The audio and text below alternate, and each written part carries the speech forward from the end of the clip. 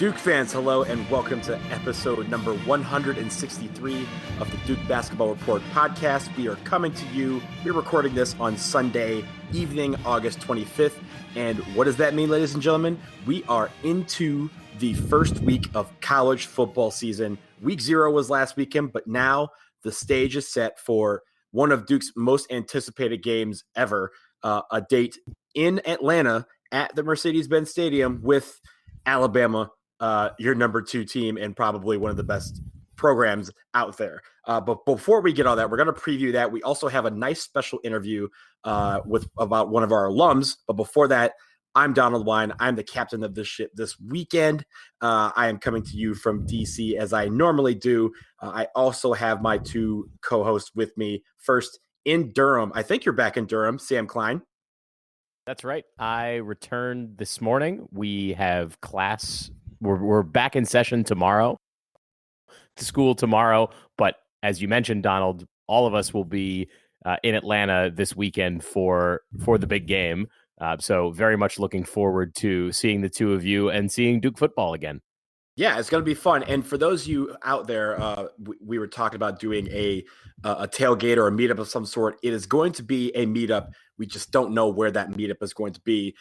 We're going to talk to our resident AT alien. I'll bring him in right now. Jason Evans, how are you doing today? I'm doing quite well. Like you guys, I am so excited for football season to kick off and get us ready.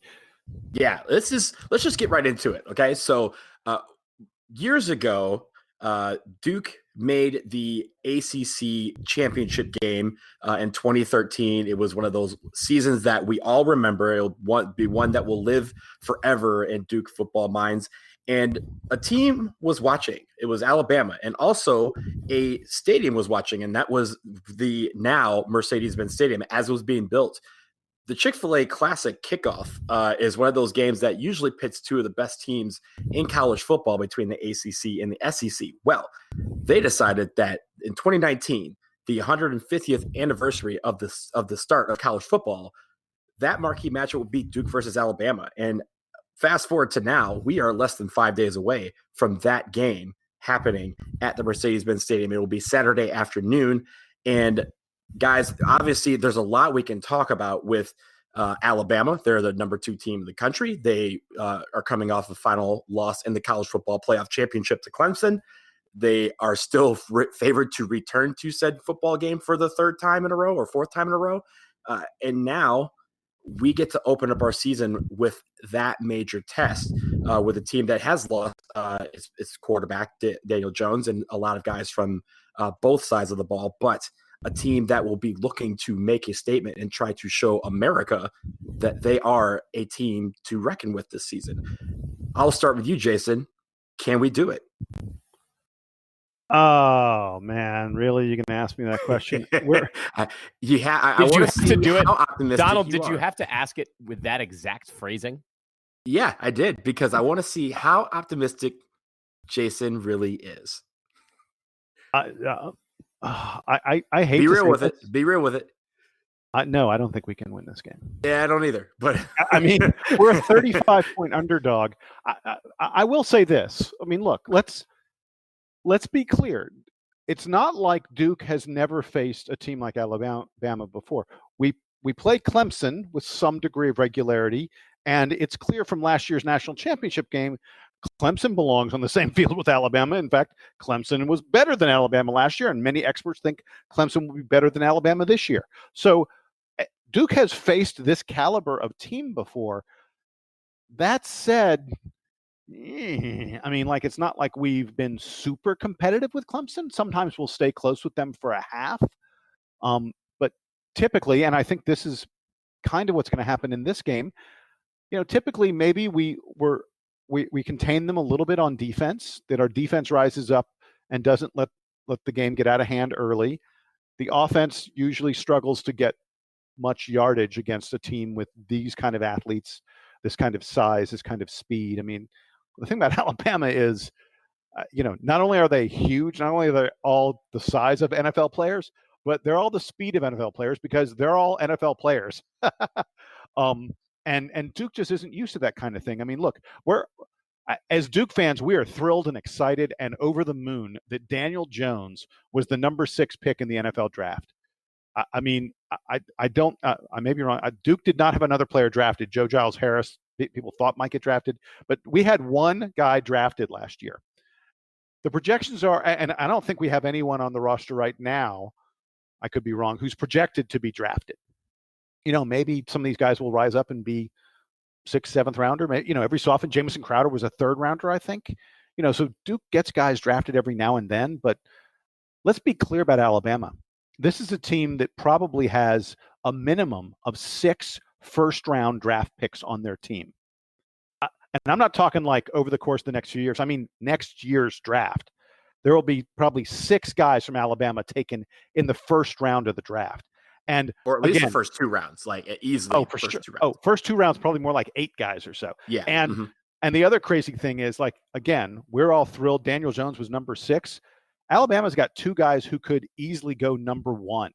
Everyone knows about the quarterback, Tua Tagovailoa, or I can't even pronounce Tagovailoa. Great. I believe it's actually Tagovailoa. Yeah. There's an imaginary dude. His name is Tua. So Tua could go number 1, but the guy that people think is probably going to go number 1 is Jerry Jeudy, who's their wide receiver. I can't remember the last time a wide receiver went number 1 in the NFL draft.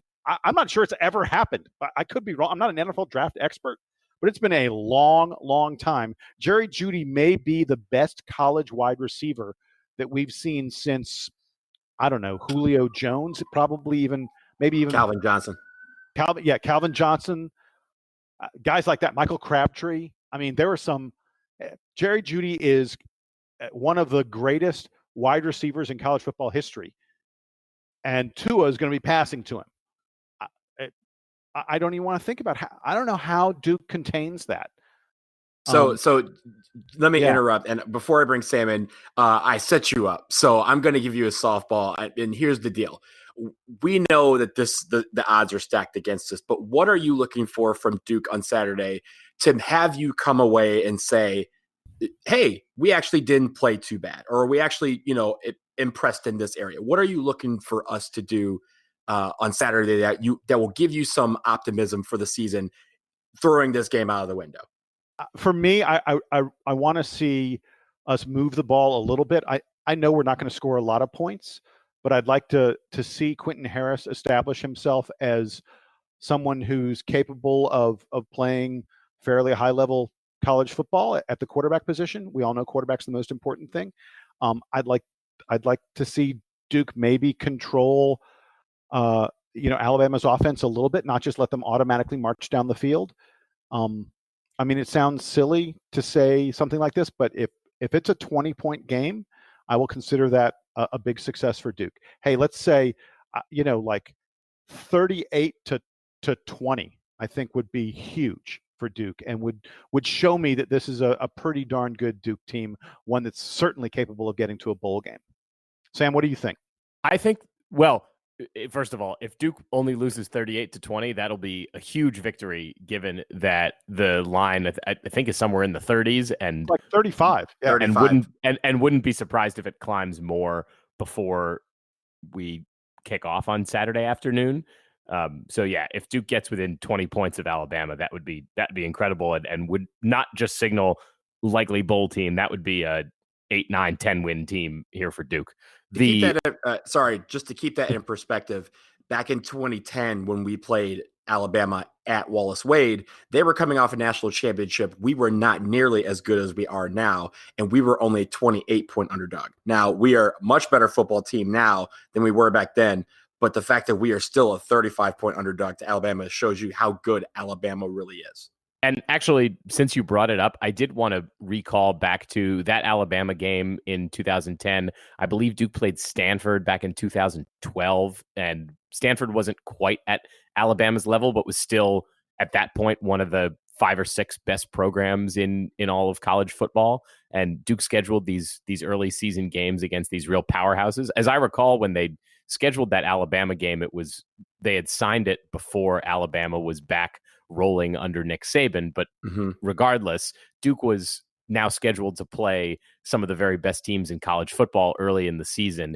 And the thing that hurt them in playing those games was not that, not just that they were overmatched, but that the coaching staff didn't really prepare the players at those games, and it took them more time to recover. So to follow on, I think Jason was looking a little bit more at what the players are going to be doing on the field and how much success they have. I'm going to be looking at the coaching staff and the way that they manage substitutions and bringing in second string guys and not letting the first teamers stand out there for taking a beating. Not to say that this Duke team isn't going to be good. We don't really know yet. There are a lot of new guys in new positions that we need to see on the field and see how they interact with each other. But I want to see the coaching staff make a concerted effort to get as many guys onto the field as possible so that we don't have that prolonged or extended hangover effect that we have seen in years past when Duke has played these juggernaut teams. I think we mentioned last week that one of the nice things is that Duke has just 2 games after Alabama before having a bye week. So they have a little bit more recovery time, but still want to see how well the coaching staff manages the personnel in that area. God, so it sounds so awful to say, hey, I hope we come out of the game not injured, but that's kind of where we are. Yeah, and unfortunately, that's just what it is. Duke is not by any means like an FCS program the way that they played perhaps at the beginning of Cutcliffe's tenure or certainly in the Ted Roof era. But relative to an Alabama, a Clemson, basically those 2 programs at this point in college football, it is it's that stark, the difference between most college football teams and where those guys are. So honestly, taking care of yourselves is, to me, the most important thing. So I want to even go back further. We were talking about this game in 2010. Now, I don't know if you guys remember how that came about, but it came about. We actually signed a deal to play Alabama back, I want to say, in 2006. We were going to play them in 2007 in Tuscaloosa. And then the follow-up game was going to be in 2010 in Atlanta at the old Georgia Dome. And in the process of that game, we played in Tuscaloosa. Then right after that was Ted Roos last year. He got fired. And we brought in, 2006, whatever. So at that point, we bring in Cutcliffe. And one of the first things Cutcliffe says is that game is coming to Durham. We're not playing at the Georgia Dome. We're not outsourcing our home and home to get more fans and make it another road game. I want our program and our fans to become used to playing big teams, big games in big places, and even having them at home or going on the road and playing them. And this was the start of revitalizing the Duke football culture that he's done so well over the last 12 years. So fast forward to now, we're in this moment where we are playing a big time game. If you think about it, before college football kind of reorganized the game to have a week 0 and have Miami and Florida play this past weekend, they made that this game was going to kick off college football's 150th season. That means that they were putting this marquee matchup front and center. And I think what I'm looking for on Saturday is for our players to not shy away from that moment, to go at them. They may not win, but I would want them to go after it. I want them to go towards, I don't want them to be scared of Alabama. I don't want them to say, oh, we're playing, an NFL team, football team. I want them to go at them as they have in a lot of these other games where they may not have won. You see the fire, you see the competitiveness, and you see the coaching staff coaching them as if they can win this football game. They may not do it, but I want them to go down swinging, essentially. And on Saturday, we're going to have a lot of fans there. Alabama is going to have the run of the place, but there is going to be a bunch of people in Duke Blue who are excited about this game, excited about this season, and excited about this moment. Everybody from the equipment managers to the coaching staff, to the players, to the fans, let's embrace this moment. Let's have fun with it because we really don't have any pressure. All the pressure is on Alabama. Hey, let's hear it for the equipment staff. All right. Yeah. And shout out the video team.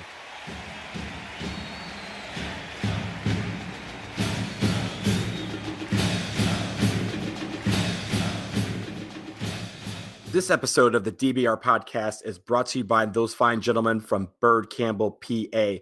Those guys with law offices in Florida and in Texas for all your business legal needs. We love them, and we hope that if you are in those areas and are in need of services, contact them at birdcampbell.com. That's BYRDCAMPBELL.com. You guys know the drill. Bird Campbell means business.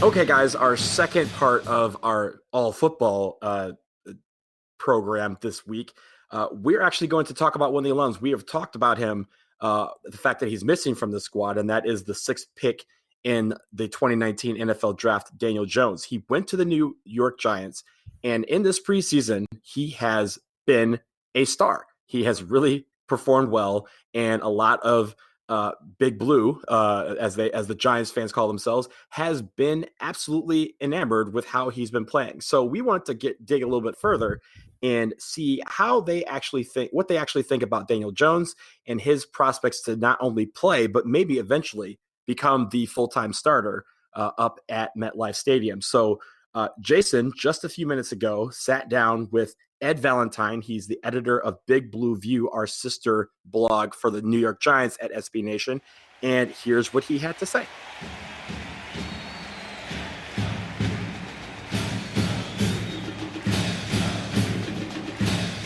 So Edward Valentine, editor of Big Blue View, the New York Giants go-to spot on the internet, and podcaster extraordinaire. Thanks for joining us. I want to start by asking you, give me your impression of what we've seen thus far in the preseason from former Duke quarterback and the number 6 pick in the draft, Daniel Jones.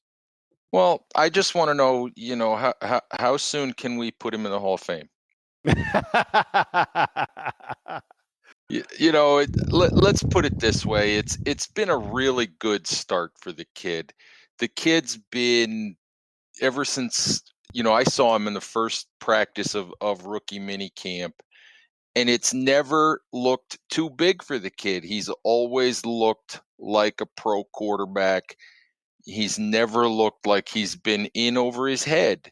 I think that people are excited. There are people calling for him to start week 1 and all of that, and that's not going to happen. But it's been a nice start for the kid. It's been comforting to see that the kid looks like he belongs. So in a second, I'm going to ask you to tell me what's impressed you the most: poise, accuracy, arm strength. But before we get to that, I want to go back in time to the NFL draft, because you and I spoke before the draft, and we were talking about, hey, maybe they'll take Daniel Jones in the teens or so. When they grab him at number 6, tell me what you thought, and tell me what the Giant community thought. Oh boy, here we go. let's put it this way. I was very surprised. I was not surprised at all that if the Giants were going to take a quarterback, that it was going to be Daniel Jones. You and I, as you said, talked about this before the draft, and it just made too much sense. When you look at the other quarterbacks in the draft, you look at the connections between, Eli Manning and Daniel Jones, with David Cutcliffe, with David Morris, I think from QB Country, who happens to be the personal quarterbacks coach for both Eli and Daniel Jones. Just all of the connections between the two, and all of the attention that the Giants paid, the similarities between Manning and Jones, just in personality and style. Jones is Eli with better legs, with better wheels. So it just made too much sense. Now, did I think they were going to do it at 6? No, I didn't. I thought it was going to come at 17, but and I think everybody else thought it was going to come at 17 too. And I think that was really the jarring thing, was that it came at 6. Well, but don't you agree? I mean, if they think that this guy is the quarterback who can be their starter for many, many years, 6 is not too high. No, it's not. And that's the thing. If you're committed to a quarterback, if you think he's your guy, Scott Wright, who runs a wonderful draft website called Draft Countdown, is a good resource and a friend of mine. And he always says there is no price that's too high for a guy that you believe is a franchise quarterback, whether that's the 6th pick, whether that's trading, however many picks or players you have to trade to go up and get a guy. No price is too high. If you think he's your guy, you can't leave the draft and get cute and say, well, we think maybe we can take someone else at 6 and maybe trade back up to 8 or 9 and get him, or try to wait until 17. You can't leave the draft and leave the guy you think is your next franchise quarterback on the table. You can't do it. So talk about the fans then for a second. And there were a lot of upset fans when the Giants took him at 6. Has everybody come on board at this point? I think a lot of people have come on board. I don't think everybody's come on board. I think that what happens is people, nobody got to watch a lot of Duke football. Let's be honest. People weren't sitting around on Saturday afternoons and watching Duke football. But that's why you had me on. That's why that's why we did our thing, right? This is true. But it's one of those deals where you watch one YouTube clip and you see an interception and he stinks, or you read one draft analyst who says, oh, he's a 3rd round pick, and you think, oh, he stinks. So I think that people, you're kind of internet scouting, or you're scouting based on what you read, and they didn't know. They just didn't know the kid. They know what other people said about the kid. And I think that people have been pleasantly surprised. Now, I joked about the Hall of Fame, but is he, can he carry what we've seen so far into the regular season? If and when he gets a chance, I don't know. I think that people need to calm down a little bit and just be comforted by the fact that he looks like an NFL quarterback and he looks like he has a chance. So that's going to bring me to the question I almost asked you earlier, and I told you I was going to ask this. What's impressed you the most from what you've seen thus far, preseason games, practices, and such? What is it about Daniel Jones that you go, man, that's the reason they picked him number 6? Well, I can't give you one. I'm going to give you 2. And the first one is the demeanor. And I think you guys down there at Duke, you guys know what kind of person he is and the way that he conducts himself. The one thing that's been really, for me, inarguable for 16 years about Eli Manning has been the way that he's represented himself, the way that he's represented the franchise, the way that he has never, ever thrown a teammate under the bus. He has fallen on his sword, Lord knows how many times over the years, taking the blame for things that weren't his fault to protect his teammates. And we saw that the first day of rookie minicamp with Daniel Jones. He threw a deep pass to Darius Slayton, who's a rookie wide receiver, 5th round pick out of Auburn. Perfectly thrown deep ball to Darius Slayton, wide open, hit the kid right in the hands, and he dropped it. Daniel Jones' response after practice was, I need to put the ball in a better spot to make it easier for him to catch. And to me, that kind of sums up the way he's been the whole time. He always deflects praise to his teammates. He takes criticism away from his teammates. He conducts himself really well. in the media. He handled the whole Baker Mayfield thing really well the other day, with the whole, Yeah. blows my mind comments and all of that. He handled that really well. I've been very impressed by how he's handled himself. The other thing that has been very impressive on the field, the big question with Daniel Jones was, can he make all of the throws? And yeah, I had that question as well, because you saw some throws, but the completion percentage wasn't great. All of those things. There were the questions about the arm strength, and could he throw the deep out, and can he throw the deep, the 9 route, the vertical ball. He can throw them all. Can he throw them the way Patrick Mahomes can throw them? No, but he can throw them all. He threw a tremendous 20-yard out the other night to Breton Golden, that in a really tight window that can't be thrown any better than that. He threw in one of the preseason games, he threw a fade route into the corner for a touchdown, and the ball can't be thrown any better than that. So I've been impressed by the arm strength, and I've been impressed by the accuracy that he's shown so far. And those were huge questions that a lot of people had when you simply looked at his numbers coming out of Duke. Okay, so last question. We all know it's coming. Eli Manning will step aside at some point, and Daniel Jones, in all likelihood, will be the starting quarterback for the New York Giants. What's the best way to make that transition, in your opinion? Is it something that happens during this season? Is it something that waits for next season? Talk me through that process, because that's going to be huge.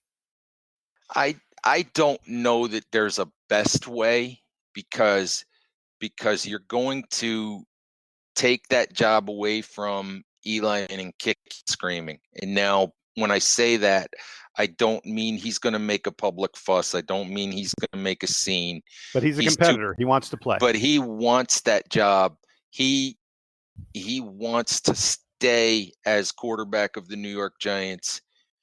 If he has his way, he will continue to play in the NFL after this season. But obviously, you draft a quarterback 6th overall. He's not going to sit forever. All right. And I think what's going to happen here, in an ideal world, the Giants will be good this year. Eli will play good football. He'll play well enough.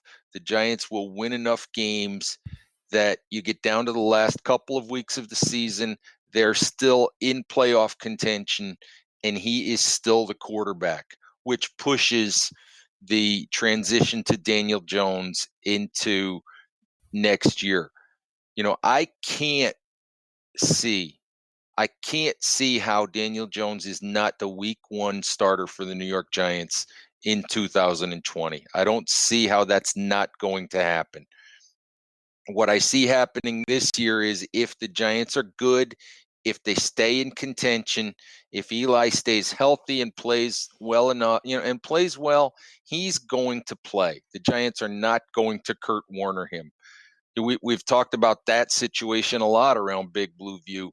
When Eli was a rookie, Kurt Warner was the quarterback at the beginning of that year, but Kurt Warner was in his only season with the New York Giants. They had no allegiance to him. Right, totally different from Eli. They were 5-4, and they were still in the playoff race. And Tom Coughlin just realized, he said, I don't care what our record is. We're not a playoff team. We're not good enough. We're not going anywhere the way we are now. We have to go to the rookie and begin the process of going to the future. The Giants are not going to do that to Eli Manning. They're not going to do that to the longest tenured player in franchise history. They're not going to do that to a 2-time Super Bowl MVP and a guy who they're loyal to. And maybe they've been loyal to him to a fault, but they're not going to do that to him, especially after the last few years. If they see that they have a shot at the playoffs, they're going to let it ride and see if he can take them there. So, but if they fall out of the race, They started 1-7 a year ago.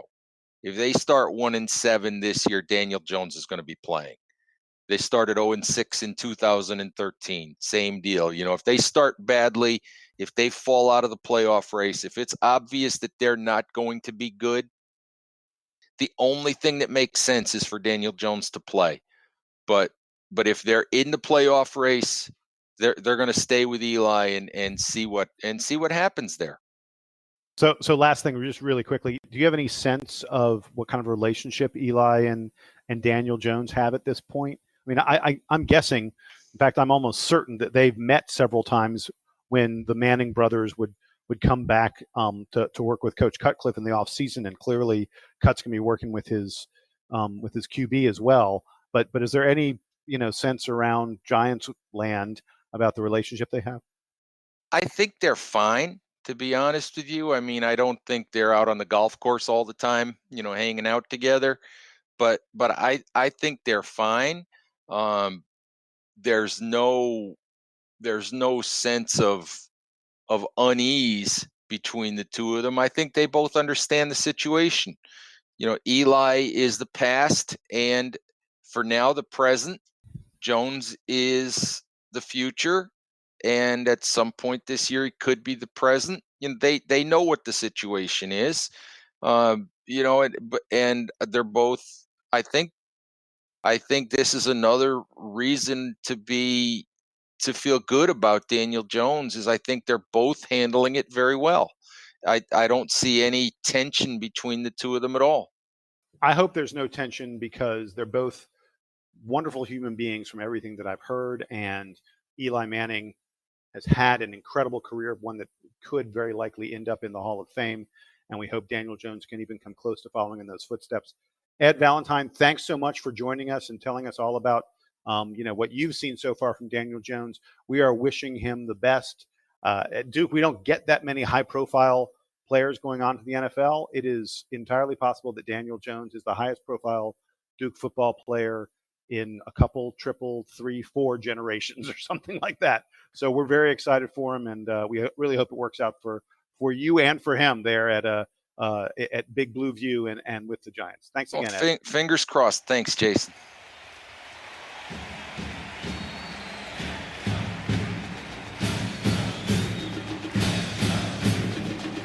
Okay, we really appreciate Ed coming on the DBR podcast and talking to us about the life after Duke for Daniel Jones and his initial life right now as a New York Giant. I'm going to throw it to Sam first. Sam, give me your takeaways from what you heard from Ed about Daniel Jones and his prospects so far.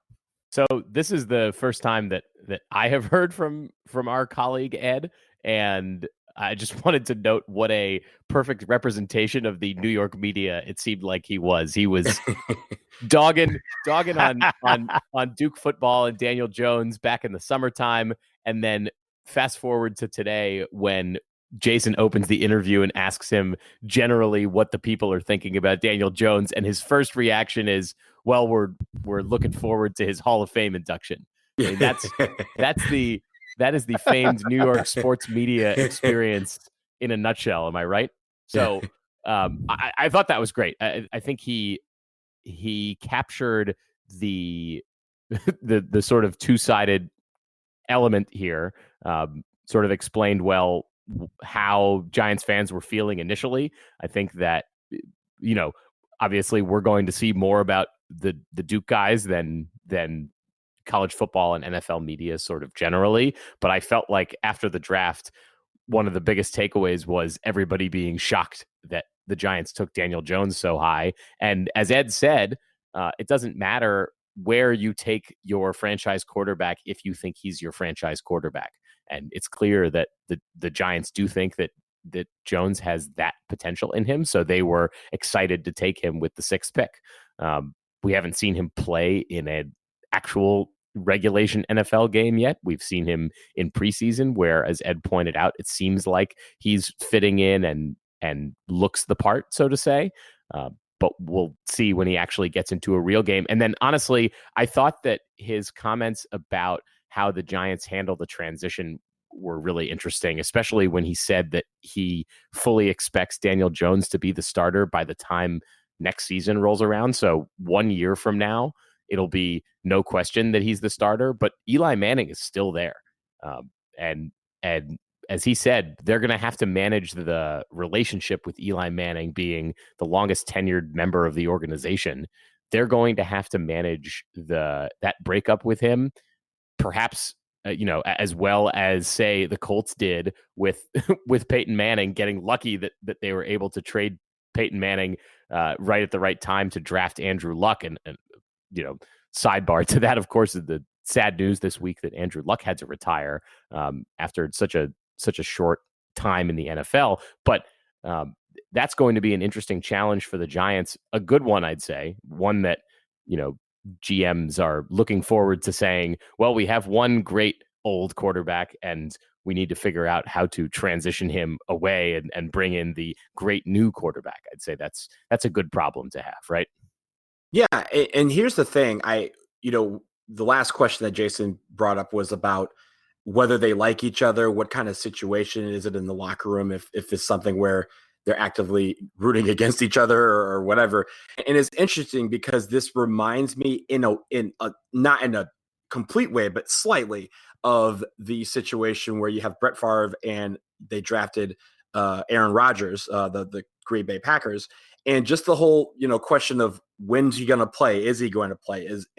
Of course, another veteran who is Hall of Famer, who is going to, as Ed say, he's going to go out screaming, like he's not going to give it up so easily. And I would expect that Daniel Jones may be the starting quarterback in 2020, but Eli Manning may also be a starting quarterback in 2020. It just may not be with the Giants. And so that will be interesting to see how that plays out. And like Ed said, the media there is fickle. The fan base is fickle in the sense that if they start losing, then changes are going to be made and there'll be more pressure for Daniel Jones to get into the lineup. So it'll be interesting to see how that plays out. He's not going to be starting week one, I don't think, unless something drastic happens between now and the next couple of weeks. But I think I like what I'm seeing from him so far, and I think he has been even keeled, and I think that's the best way to manage the expectations, the big expectations that are hanging over his head and placed on him by so much of the fan base there in New York. So, Jason, go ahead. Yeah. So a couple quick things I wanted to say, and then I want to ask you guys a question. The first thing is I love where Ed Valentine said no price is too high. I think that is 100% right. There are a lot of people getting hung up on, a lot of Giants fans getting hung up on, oh, they took him number 6. They could have taken him number 12. They could have taken him 15, 17. Oh, what are they doing going all the way up and getting him at number 6? Quarterback is too important. A starting quarterback who is, competent or better than competent is the most valuable commodity in all of sports, in my opinion. And if the Giants thought that Daniel Jones could be a good NFL quarterback, then number 6 is a bargain. Number 6 is a huge bargain. Like Ed said, no price is too high. I like the fact that they're sort of, easing him in slowly, that they have someone else to, Eli Manning is a great NFL quarterback, has been for a long time, and it allows Daniel to come in slowly. That said, man, the expectations on this guy are sky high because of his preseason. I mean, folks, if you haven't been paying attention, Daniel Jones has completed like close to 80% of his passes. He's not throwing any interceptions. He's had some fumbles, although some of that is the Giants' offensive line allowing guys to get in on him. But Daniel Jones has been, everything you could possibly hope for in a quarterback in the preseason thus far. And I got a great stat for you all. Do you guys know the name of Mike Junkin? I do not, but you're going to tell us.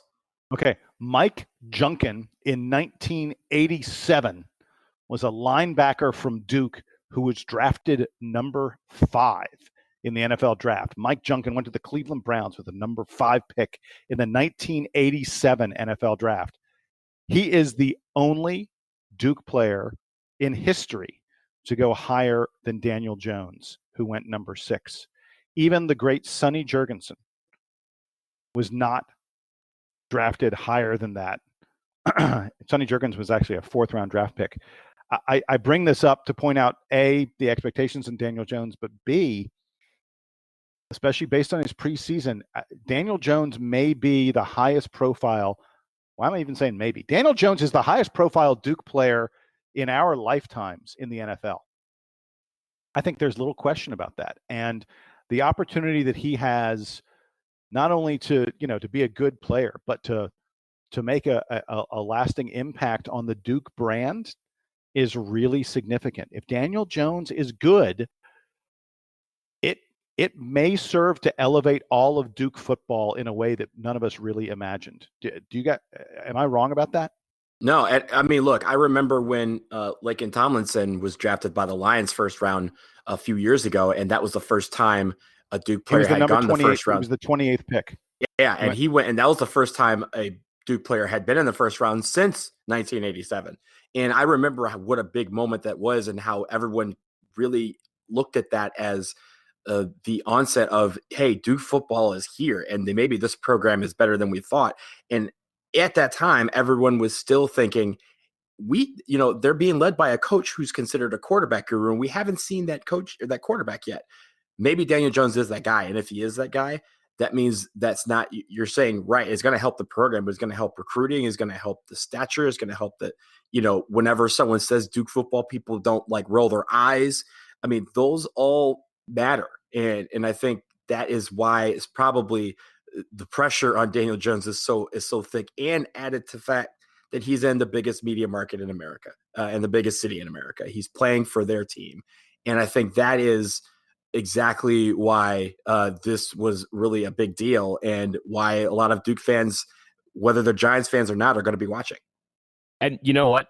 To circle back to something that Ed said during the interview, I'm glad that we have an alum like Daniel Jones to be shouldering that load that you guys just described, that he's drafted as high as he was and that he is playing in New York. Because as Ed pointed out, it seems like Jones is as poised and as committed to the team as anybody could reasonably expect for a rookie. And we knew that was the case. It feels like he's carried all of those positive qualities to his NFL life. So I for one, am really looking forward to seeing him succeed here in the NFL and with the Giants, hopefully in the near term. Well, and I'll add one other thing to that. I'm glad you pointed that out. And I love that Ed spent so much time talking about, the positive attitude and acting like a professional. And there was a piece of me when Ed was talking about it, it was like, dude, winning games is what matters. Putting up the good stats is what matters. He could be as professional as anybody ever. And if he throws a pick in his first game, Giant fans are going to boo like, no tomorrow.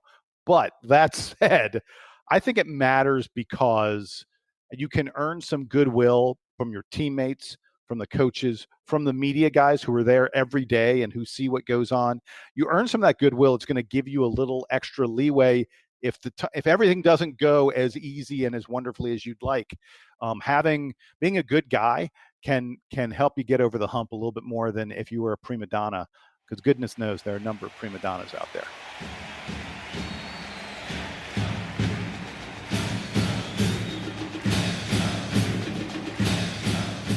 Okay, guys, we have come to the part of the show where we do our parting shots. And Jason, I'm going to lead with you because I think we're going to get into a little basketball. We are. Basketball time. I can't believe it. Hey, I want to talk to folks very quickly about Team USA, which is just a week or so away from starting play in the 2019 FIBA World Cup.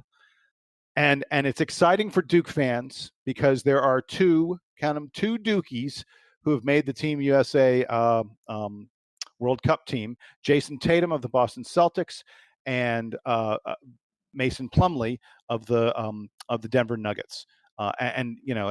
Great for them. That said, I don't think I'd be going out on a limb to say that this is a far weaker U.S. team than we ever saw when Coach K was coaching them. A number of high-profile players have opted not to participate in this team. Basically all the like the first team, second team, all NBA guys had sort of said, "Oh, I might play," and then one by one they all said, "No, I'm not going to play. I'm not going to play." And then even as even as the team sort of got getting close to camp and things like that, it was like this cascade of, the best guy would say, "Nope, not me." Then the next best guy would say, "Nope, not me." And really, there are people who say this is the B team. This is really the C team, maybe even the C- team. I love Mason Plumlee. Mason Plumlee doesn't start for the Denver Nuggets, and yet it's entirely possible he's going to start and play a very significant role for Team USA. Jaylen Brown, a part-time starter for the Boston Celtics. I could go on and on. Marcus Smart's on the team. He's not necessarily a full-time starter. Derek White of the San Antonio Spurs is on this team. He's another guy. Miles Turner. These guys it's not even a team full of NBA starters. So I hope they do really well. I'm hoping the Duke guys do really well. I think Jason Tatum has a chance to have a very, very big role on this team. I see Jason Tatum and Kemba Walker and Donovan Mitchell to me as the three best players on this team. And so Tatum can play a really big role for them. So I think especially with his size, you may see him playing some power forward, trying to take advantage of, the versatility that the American big men have that other teams aren't going to really have. But I'm worried that it's going to be a tough World Cup, and it's I think they're certainly the favorites to win the gold medal, but they're not the prohibitive favorites that they were when Coach K was there. But I'm going to be watching very closely. I'm very excited about it, and I'm pleased that I always knew Jason was going to make the team, but Mason Plumlee, I think it's great for him. He, by the way, is the only guy who also won a World Cup gold medal. He's a World Cup returnee. He's the only guy on this team who's played on a World Cup team in the past. In 2014, when Mason was still, fresh from Duke, Coach K took him on the team. It was a very different team in 2014. Kyrie Irving was on that team, and Kevin Durant and Russell Westbrook. It was a very different Team USA when Mason was there last time. Yeah, I think the one thing that we're looking for is, Team USA basketball has always been that team that, back in the day, they'd have the best stars and they'd dominate. And now, there was a point when right before Coach K took over the program where guys were opting out. They were, not taking it seriously. They weren't bringing the best players, and it showed. And one thing that Coach K instilled was I remember when he first came onto the team and took over as coach, they lost a game against Greece. And they basically said, look, we're going to have a program, and you're going to commit to this program. And that means you're going to be in camp 3 summers out of 4. And we're not going to ask much out of you, but we're just asking for a week every year for 3 out of 4 years. And those guys committed, and they bought into it. And that's what brought this, program back from people look at Team USA as invincible in some sorts when it comes to basketball. And Coach K brought that back. Now, just this past weekend, Team USA lost for the first time since 2006 against Australia in a World Cup warm-up match. They play one more against Canada, and then they're off to the World Cup. But now people are already talking about, well, this team's not going to be able to do it. We've already lost the game. Now, I think that this team can still do it. Like you said, Jason, they still are the prohibitive favorite. They may just not be as runaway a favorite as they were if they would have had the best players. But the object of this is to make sure that when the dust settles, that everyone realizes that USA basketball has not gone anywhere, and that even with a lineup that people would consider way subpar to what we could have put out, that they can still be the best team in the world. And that is going to be a big challenge for Pop. But I mean, if Coach K is not leading this team, I think most people would agree that Greg Popovich is the guy that you trust the most. So I think Pop will get it together. I think he'll get his team together and get these guys clicking so that when it's all said and done, that they are holding that gold medal. The one surprising thing to me is that Popovich hasn't figured out how to maintain that continuity that K seemed to really engender among the pros, just because we know that Popovich sort of commands a lot of respect among the NBA community generally. So I'm a little surprised that he wasn't able to cobble together a better roster, but that doesn't mean that USA, as you said, Donald, shouldn't still be favored in this tournament to take home the gold again. So I want to point out, and I think this has probably never happened to Team USA. The best player on the floor, the best player at the tournament, will not be on Team USA. Giannis Antetokounmpo, the freak, will be playing. Jason, for can you Greece. Jason, you got to say try that again. one? Jason, you got to try that one again. No, I'm not. Just give us his first name. Giannis. No, Giannis. it's Giannis. Giannis. Whatever. He's the G's freak. or Y? I'm not doing anything else with that. He's the freak. You could have just said the freak. Go ahead, Jason. Go ahead. Giannis will be playing for Greece. He's the best player in this tournament, unless maybe you could say that Nikola Jokic of Serbia is the best player in this tournament. And arguably the third best player in the tournament might be Rudy Gobert playing for France.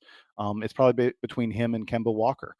But there are going to be games in this, that Team USA is going to play where we won't have the best player on the floor, especially the Serbia team. Serbia is really good. Serbia is going to put 5 legit NBA players in their starting lineup, and Nikola Jokic is really, really good. And in fact, I think one reason that Mason Plumlee could be really effective for Team USA is that he plays against Jokic every day in practice. So if there's anybody who knows how to defend that guy, it's probably Mason Plumlee. He could be essential in when we play Serbia, because Serbia is probably the second best team to Team USA. But it's really unusual to see the Americans and go, oh wait, and point at the other bench and say they've got someone better than anybody on Team USA. Donald, which of Rudy Gobert's nicknames do you prefer? The Stifle Tower or the French Rejection? The French Rejection. I like that one. I'm more of a Stifle Tower guy. Jason? I like the Stifle Tower. It's awesome. All right. There you have it. It's settled. Sam, why don't you give us your parting shot? Oh my God, I totally just blanked. Hold on 1 second. Oh, we're not editing any of this out. I guess if we have to make the people sit through Giannis a few times, then yeah, that's fine. So for my parting shot here, this week, I wanted to direct Duke fans to the Duke Blue Planet page, which I'm sure we've said many, many times before, pointing out how much good content they put up. But they've done a couple of fun day in the life segments this summer with coaches Nolan Smith and John Shire, both of which ended with them coming home at the end of the day to hang out with their newborn daughters, which was adorable. But so Duke fans should check that out. There's a lot of cool behind the scenes stuff with the coaches working one-on-one with the players and hanging out with the equipment staff and all the kind of little things that I think fans who enjoy content like Duke Basketball Report probably also enjoy that kind of stuff too. So I really enjoyed watching those this summer. And as always, I'm grateful that Blue Planet is there to sort of continually give us that fans inside scoop that I know that the three of us enjoy, and I'm sure many of the listeners do too.